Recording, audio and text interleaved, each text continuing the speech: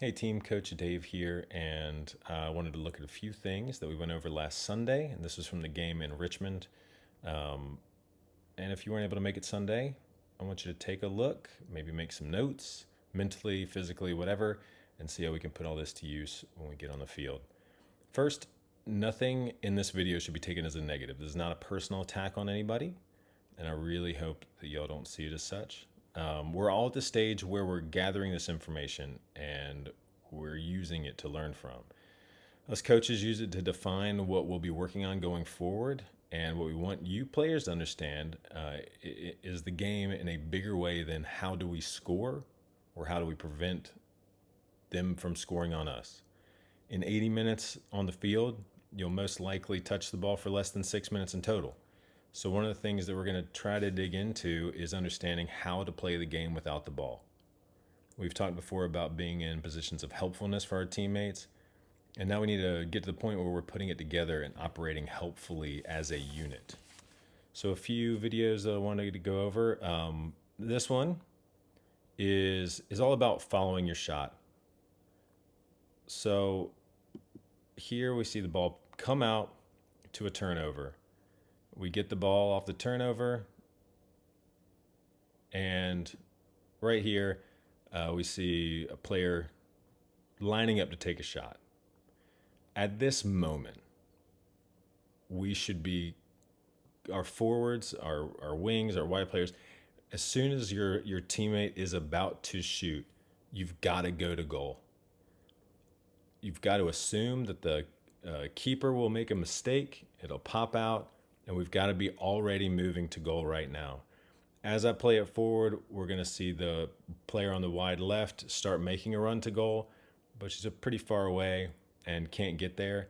And we do, in fact, see the keeper make a mistake. That ball comes out. If we just follow the shots that we take, that anybody takes, to the goal as soon as it's getting ready to be shot, then we'll be in a position for some tap-ins, and we could really get some good goals from that. All right, here's another one that we're going to look at. First, there's two issues for me here. One is this is a free kick, and we see that the other team is positioned here, here, here, so fairly far away from where the kick's being taken. In this instance, this is not something we've gone over, so it's not something I would have expected you to know. But in this situation, what I would prefer to do, especially since it's in our half, is to play a smart, short, controlled pass to a teammate so that we can keep possession. If we play a long ball here, there's a likelihood, some high likelihood, depending on the team we're playing, that we're going to turn the ball over. And that is counterproductive, especially when it is in our own half. So as we play this forward, we'll see that we do get the ball. Good kick down. All right. And now we have control of the ball. The player with the ball carrier, is getting ready to be engaged by this player, and then a secondary player coming to help out. I want you to notice this player's arm is already coming up, and as she engages the ball carrier, it's going to be out there making it incredibly hard for the ball carrier to turn downfield. So we get the ball, we turn downfield. We need to be able to make those passes and moves a little bit sooner. So if I rewind it here and play it from the free kick, as soon as we get the ball and start heading back, so this player's moving into a position, that's great. If we play a long ball, we do need another player up here. So if we're playing a long ball, we need more players down the field to be helpful. If we're playing the short ball, then we can move it out a little bit more deliberately. But again, let me just call out their defender doing a great job of making it quite hard for us to turn downfield with that arm out. In fact, I'm going to fast forward, jump a little bit to another area in the game where the same thing happens. So that defender's arm's out and gets the ball. Thankfully, it was a turnover, But as soon as they're engaging with us, their arms are out, making it hard for us to get space. All right, jumping back just a touch. In this scenario, their player is going to the ball. This is in our defensive third. All right. We're engaged one-on-one out here, but they have two players in support. So between the ball and the goal, or the ball and maybe a helpful position for a shot, they've got 1, 2, 3 players, and we've got 1. This is where being aware of the opposition and the goal and the ball come into play. This is going to get punished more times than not by a great shot on goal or a goal going forward. We really need to be moving over, filling these spots, being a lot more active without the ball and where we go.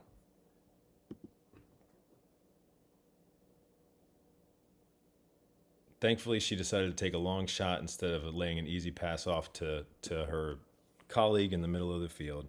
But we do need to be filling that space up a lot more.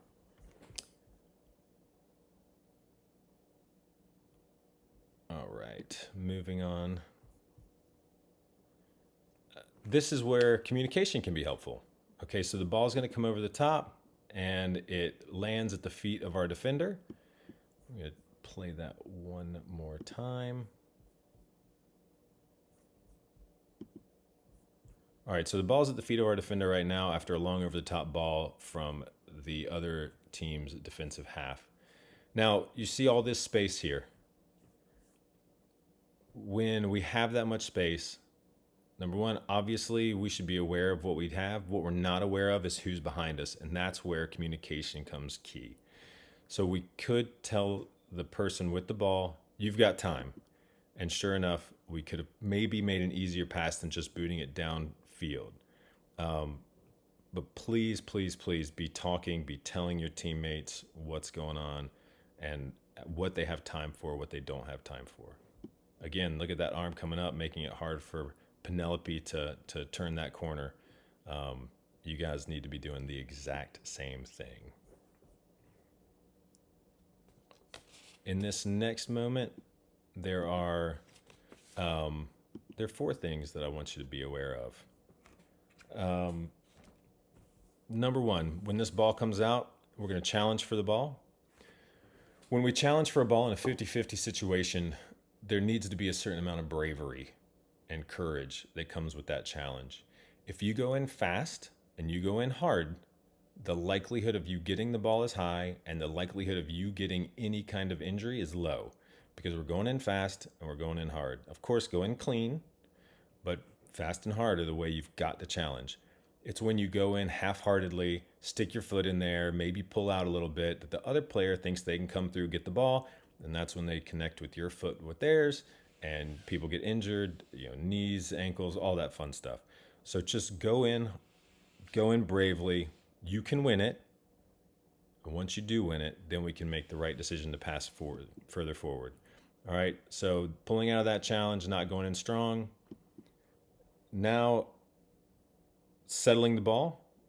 So first touch, we've talked about a bundle of times, and we're going to keep talking about it. It's something you should keep developing. And honestly, you should get a ball, get a wall, and develop your first touch at home in practice. Training, when we're together, that's when we work on how to work as a group.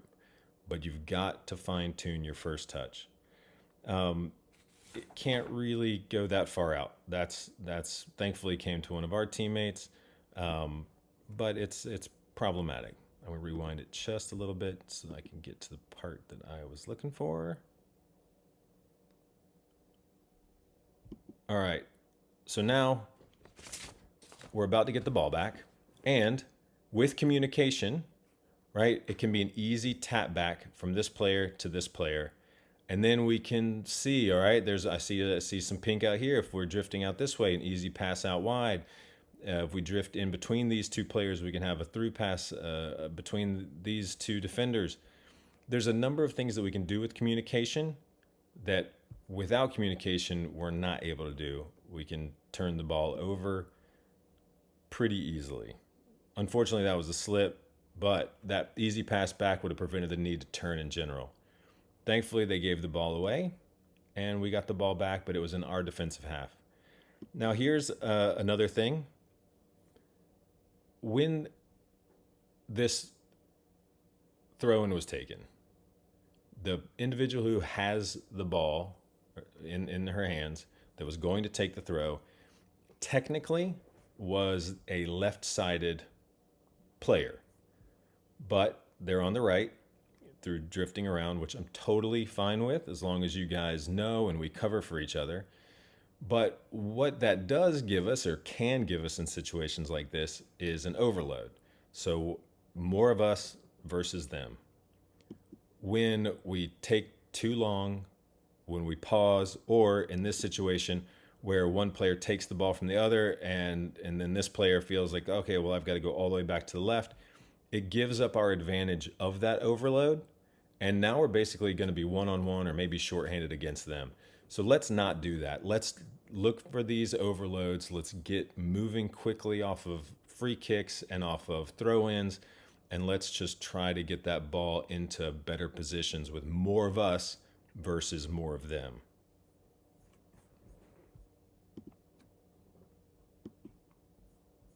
This is good pressure from us, but I want you to watch the players in white and their movements. So the ball comes out here, and immediately, once it's turned back over to this player's drifting out wide to get helpful. This player's moving out wide to get helpful. So again, this is thinking, this is moving, this is playing the game when you don't have the ball. Thankfully here, they turned the ball over, I believe, but she dribbled back instead of playing an easier ball forward, and great pressure from us again. But again, y'all, where should I be without the ball? How can I play this game without the ball? These are all things that should be going through your head. And a great challenge there. Let's play it forward. It does lead to, I believe, a little bit of a pause and play.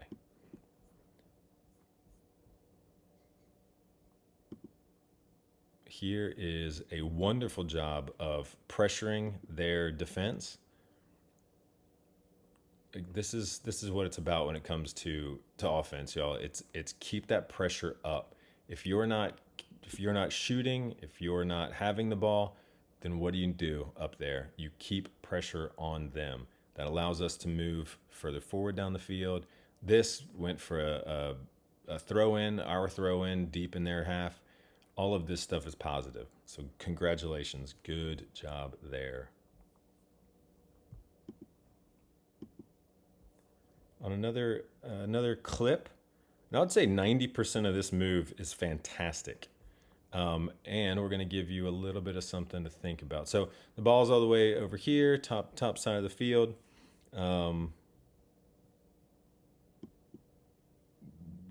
Great take, good dribble, and now we're moving out. We're moving out with some support. Okay, so we have player here, and player here. Watch this develop. All right, good turn and dribble. So now we're moving up, and obviously the fastest way to move downfield is a pass, not a dribble. So I'm going to give you a second. Who should this player pass to? Person 1, person 2, or person 3? When I asked this on Sunday, we had quite a few people voting for number 1, easy forward pass down the line. A couple for number 2. I think 1 for number 3. So if we're thinking this through, and this is hard to do in the moment, which is why we're doing this on film later, so that when this situation comes up again, we can learn from it. We can know, okay, I've been in this situation. I'm going to look for something else. If we're passing the ball to number 1, we're passing immediately into one person who has to confront 3 defenders in a row right in front of them. And that's if it's a perfect pass into their stride, which is hard to do. Passing to person 2 at this moment, it's a pretty good option, assuming that pass again is into their stride, no more than 2 yards in front of them. Any more than that, and this person's likely to get it. Passing to person 3 is, in my opinion, the best course of action. It's a safe pass. It's a pass where there's the fewest amount of defenders around them. And here, if this person got the ball, we could take the ball wide, and then this defender would be left with a decision.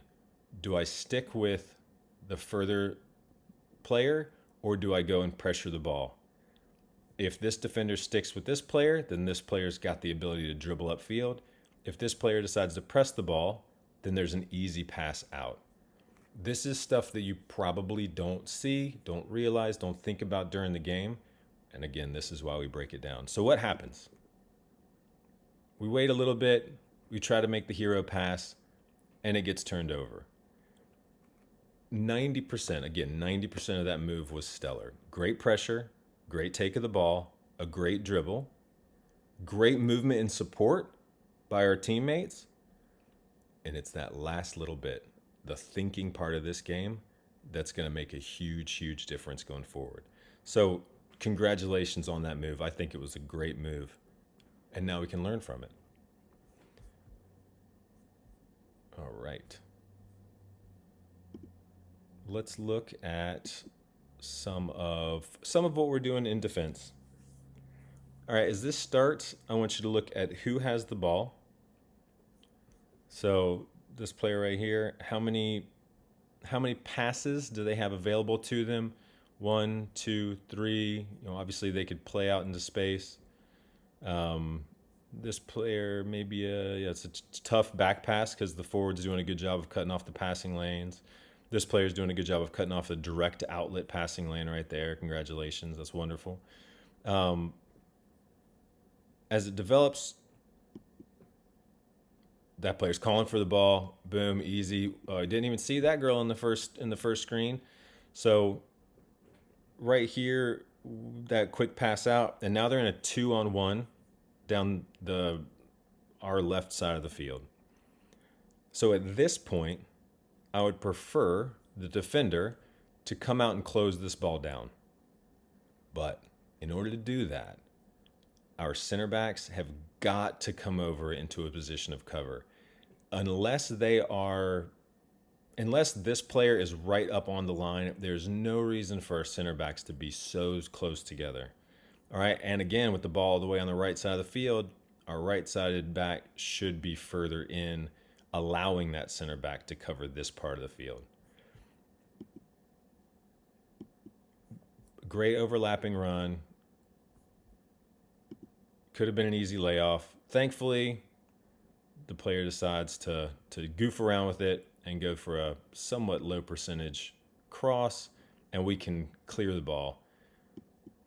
But we've got to learn where we should be in different scenarios. And where you should be isn't I started the field in this space and coach tells me that my responsibility is this one channel. As the game develops, positioning will develop because your positioning is going to be directly related to where the other players, where the opposition players are on the field and where your teammates are on the field. This is stuff we've got to be thinking about while we're in the game. All right, another great move by your Storm Seekers. 15 seconds, okay? 15 seconds elapses between this good throw out, good take, one pass, two, and we're off to the races. And it's 100% no doubt in my mind that if this happened earlier in the game, this was second half, if this happened earlier in the game, we had more energy, then that would have been a goal for sure. Excellent work there. Great teamwork. Very good movement from our goal to their goal. Y'all should be proud of that. Okay, let's talk about setups on their goal kick. Ball, 1, 2, 3. So they have a player back here, smart. Yeah, probably another one over here. They also have 1, 2, 3, 4, 5 players just dominating the space between our front three and the rest of our team. This is not tassel. The goalie's not going to play it to you in the front at this level. In this situation, we can leave one player up top to mark this player or the player on the other side, depending. But everybody else needs to be nearer to one of these players in the outfield, at least cutting off a direct passing lane. Honestly, I can't remember what happens here, but she definitely plays it through us. That would have been the easiest passing lane to cut out because the goalie is right-footed, probably going to play it to that right-hand side. When it comes to setting up on goal kicks, we have to be more thoughtful about where that's going to be. This is my mistake, not telling you this before. Looking at it from this point of view really helped me out, and I hope it helps y'all out too. So don't think of this as a oh man, should have done better. This is all of us learning, and that's what the game's all about. All right, so here we got some wonderful movement. The ball comes free to this side, and this is a 50-50 ball. This is what I'm talking about. This is the challenge that you go into hard and fast and win the ball back. And running them off the ball is perfect, right? Really no contact made, but we got the ball. All right, so then we had a great pass back. Probably good communication there.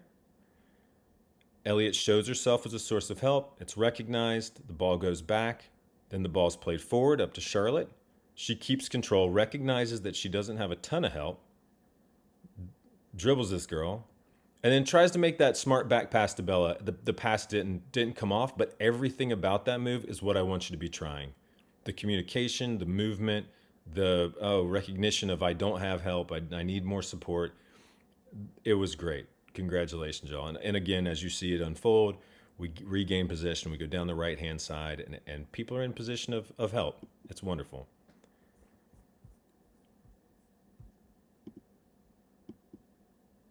Here's another moment where we need to be aware defensively. Another 2v1 down the sideline. This is not the first time, second time, or third time that happened in this game. So as these patterns of play develop, we all need to be more aware of where they're going for the ball, where they're getting it, and where they're getting, where they're having success. Here, this is much better spacing. But again, with the ball being all the way over here and two players on one, we do know that our center back is going to have to cover. So this center back is going to have to cover, and our right back is going to have to cover. Okay, let's play it forward and see how this shakes out. Good movement. Yeah, we're giving them the wing, and when there's not going to be that cover, we're going to have to do that. Send her outside. Kick in. All right, that one worked out. Y'all did a great job all day of making them take low percentage, low quality shots from outside, or the crosses that would end far too close to their keeper or to our keeper, and let Lola handle that ball. So great work there.